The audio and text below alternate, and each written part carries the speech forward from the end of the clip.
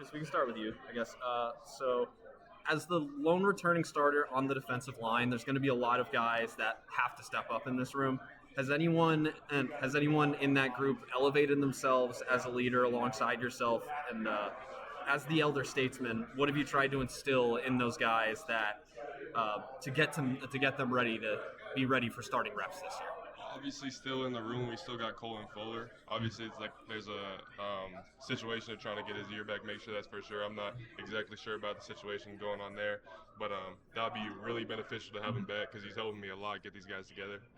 But we definitely have a lot of young guys that are just playing just like they're a senior. Like it's great. It's honestly great to see like guys like Pope Purcell or Moa Basher. They've been stepping their game up a lot, and so I really am not worried about where we're gonna be at on the D line as long as me, myself, and Logo and Colin Fuller hopefully can get all these guys in line. Just make sure everything's good on the intellectual part. I think we're gonna be just fine. And then you've improved steadily over your last 3 years in Vegas.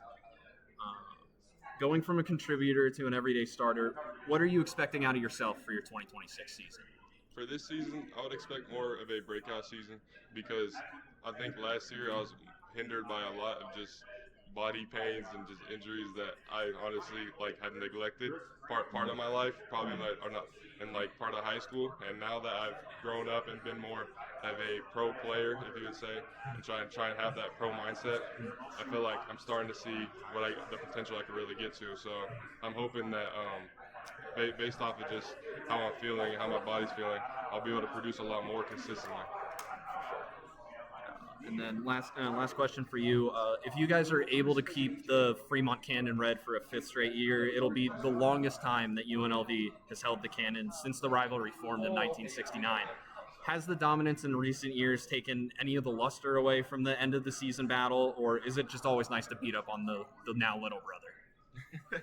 It's always nice to beat up on Reno. It's always a great rivalry to uphold. But no disrespect to that team. They're a great team. They got lots of talent and lots of brotherhood, just like we do. So they're a great team, and it's always great to just have that final game and that final competition.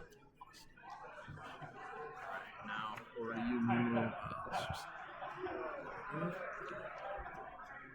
right, so first up, you've played at 4 different schools in 3 different time zones, and like anyone who has a stellar year at UNLV, you definitely could have transferred again and cashed in for your senior year, but you stayed put. What about Las Vegas has made this the right place for you? Well, a lot of things, but like I said previously, it's never about the city, even though the city is amazing and the people and the fans here are amazing and they always accepted me and embraced me. It's more so about the guys that we have in that facility. Like the guy to the right of me right here, he's a great teammate, great player, pro's pro. And playing with guys like that and being in a locker room like that, that's what was really enticed me to stay put, stay home, what I call it. Obviously, me and Coach Mullen have an amazing relationship. I've known him for a long time. So it's a blessing just to be able to, be in a family atmosphere for the first time in my career and be able to play at, find a new level to my game. The secondary is absolutely loaded for you guys this year. You and Quandarius Keys are back on the boundaries. Safeties Jake Pope and Trey Fulton return as well. And then Coach Millen still worked plenty of portal magic to bring in even more talent at those positions. What defensive backs have stuck out during spring camp as names that UNLV fans should start to get familiar with now? Honestly, I think everybody should get used to the name Denver Harris. He's gonna have a breakout year this year. Obviously he played in the SEC, but I'm really excited just to get on the field on Saturdays with that guy. Obviously he was hindered by injury last year, but us being out there, like you said, that talent, being able to overwhelm people and be able to use our speed and our athleticism to be able to make big time plays for the Rebel fans, that's a big deal. And then last question, your first road trip of the year is going to be against Mike Alejado and Hawaii. Although you guys blew him out last season, he is arguably the top returning quarterback in the Mountain West. What was effective the last time you guys faced off against him, and how can this defense repeat that performance in week 2? Being ourselves, I honestly think that was the most disciplined one of the most disciplined games that we played all year. Minimal penalties, minimal explosives, and it obviously showed on the scoreboard. I think that's not nowhere near our ceiling as a defense, obviously, with the coaches and the players that we have. But I know for a fact that that game right there is a sign of what fans should get used to come, because that's how we play when we are at, better. When we are more consistent, when we do communicate better. That's what UNLV fans can see. So I'm excited for that as well. That's all I got, guys. Cool Thank you beans. so much. Thank you, boss. Appreciate it. Thank you for the time, guys. If you have an extra second, you can sign the banner if you want. Don't feel like you have to. Let's do it. Don't worry about the magnets. I'll fix it later. It's not about him.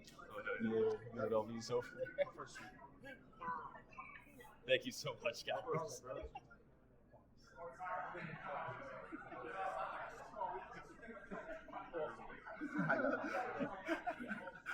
Oh, that's so sick.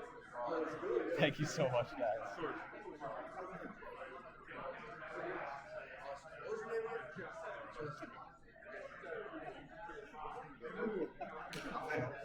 Thank you. Yes, sir. Good luck this season, boss. First question, the Rebels are going to have a new starting quarterback in town, former 5-star Jackson Arnold. What can you tell UNLV fans about how he's looked in spring camp, and if they can expect another All-Mountain West first-team finish from their QB? Yeah, no, Jackson and Alex Oregon, they both done a great job, during spring camp, off-season, and the fall. And whoever's going to be playing, I'm going to trust 100%. Both of them are great leaders, and I'm excited for, what's to come from this quarterback battle.